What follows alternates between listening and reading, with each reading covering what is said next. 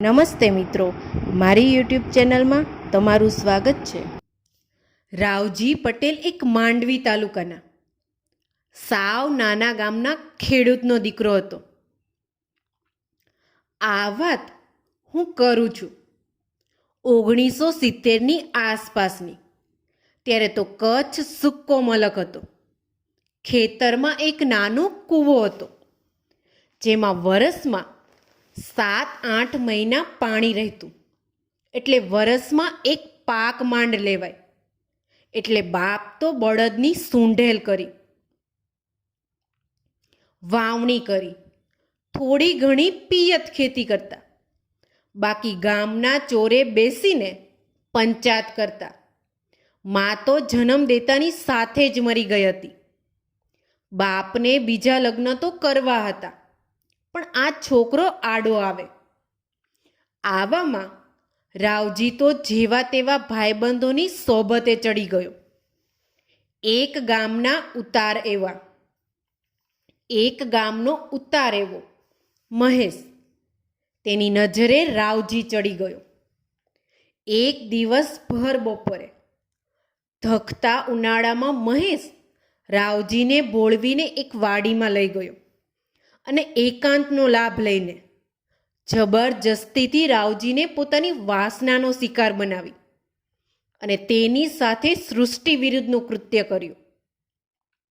રાવજી તો ડઘાઈ ગયો અને એકાંત સ્થળે કોઈને રાડો પાડીને બોલાવી ન શક્યો. પણ બીકથી અંદરને અંદર ગૂંચડું વળી ગયો. ત્યારે રાવજી તો માંડ 10 વર્ષનો હતો, પણ આ અનુભવે તેની અંદરની વાસનાને પણ જાગૃત કરી. તેને બહુ ગમ્યું નહીં. આવી રીતે શોષણનો ભોગ બનવાનું પણ શું કરે? મૂંગો થઈ ગયો. એને કોઈ સાથે વાત કરવાનું જ બંધ કરી દીધું. બસ ગામથી નિશાળમાં ભણવા માટે જવું, જેવું સમજાય તે સમજવું, અને બાકી તો સાવ એકલો જ પડી ગયો. આને લીધે એક નવી શરૂઆત થઈ. જિજ્ઞાસા જાગૃત થઈ શરીર વિજ્ઞાન વિષયમાં. અને પછી ધીમે ધીમે એ મોટો થયો અને ભણવામાં પણ ખૂબ ધ્યાન આપવા માંડ્યો. અને આગળ ભણવા એ સીમા જન કલ્યાણ છાત્રાલયમાં જ આવ્યો. સદનસીબે ત્યાં વાતાવરણ સારું મળ્યું. રાષ્ટ્રીય સ્વયંસેવક સંઘ પરિવાર દ્વારા સંચાલિત આ છાત્રાલય હતું. એટલે હિન્દુ સનાતન ધર્મ વિશે પણ સત્ય જાણવા મળ્યું અને બાળપણનો એ ઘા રૂઝાઈ ગયો. હા, મનમાં ઉજરડા પડ્યા હતા, પણ તે કોને દેખાડતો નહીં. 12મા ધોરણમાં અભ્યાસ કરતા કરતા તે એકદમ કારકિર્દી પ્રત્યે ગંભીર બની ગયો અને તેણે બોર્ડની પરીક્ષામાં 99% ગુણ મેળવ્યા બાદ એક સંઘના જ પ્રચારકની નજરે તે આવી ગયો અને ભુજ શહેરના એક પ્રતિષ્ઠિત તબીબની આર્થિક મદદ અને માર્ગદર્શનથી જામનગરની MP શાહ કોલેજમાં પ્રવેશ મેળવી લીધો. MBBSનો અભ્યાસ તો તે ખૂબ મહેનત માંગી લે તેવો છે. એ વાતની જાણ રાવજીને પડી ગઈ અને કોલેજમાં આવીને બીજા લોકો માટે તે રાજીવ બની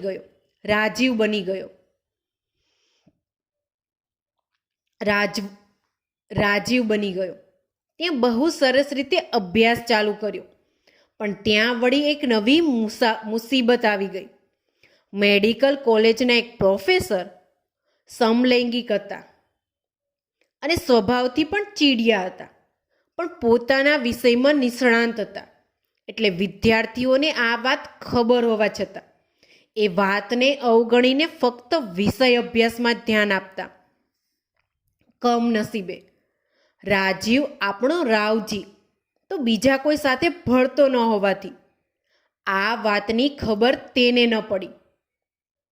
અને એક ગોજારા દિવસે એ પ્રોફેસરની કુદ્રષ્ટિ તેના પર પડી અને તેને ડરાવી ધમકાવીને આપણા રાવજીને ભોળવીને ફસલાવી દીધો અને તેની સાથે બળાત્કારે સૃષ્ટિ વિરુદ્ધનું કૃત્ય કર્યું. ફરી બાળપણના જખમ તાજા થયા. હોસ્ટેલના બાથરૂમની દિવાલો ભીંજાઈ જાય એટલું રડ્યો આપણો રાજીવ. પણ શું કરે? લાચારી હતી મેડિકલના પ્રોફેસર્સ પાસે. એવી સત્તાઓ હોય છે કે ધારે તો તમને બરબાદ કરી શકે. એટલે ફરી રાવજી સાથે જ સંકોચાઈ ગયો.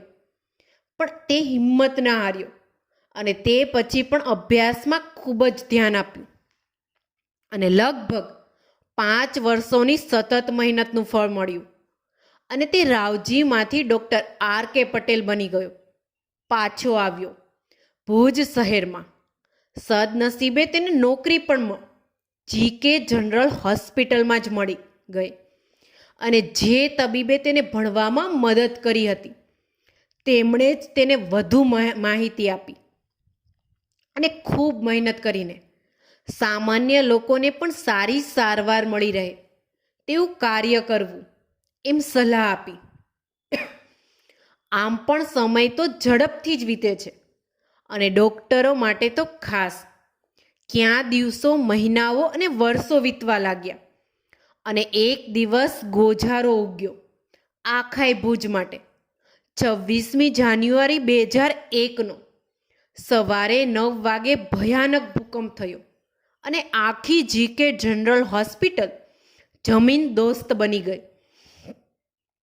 સદનસીબે ડૉક્ટર રાવજી તો રાત્રિ દરમિયાન ફરજ બજાવતા હતા એટલે ભૂકંપ વખતે તો પોતાના ઘરે જતા ડૉક્ટર R.K. પટેલ બની ગયા.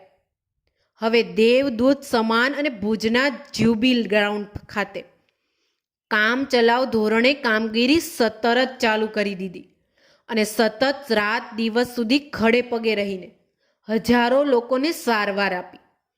તે સમયે દુનિયાભરના લોકો, તબીબો ભુજમાં આવી ગયા હતા અને તેમાંના એક હતા અમેરિકાના સેવાભાવી અને ખૂબ જ પ્રતિભાવાન એવા ડૉક્ટર K.K. પટેલ.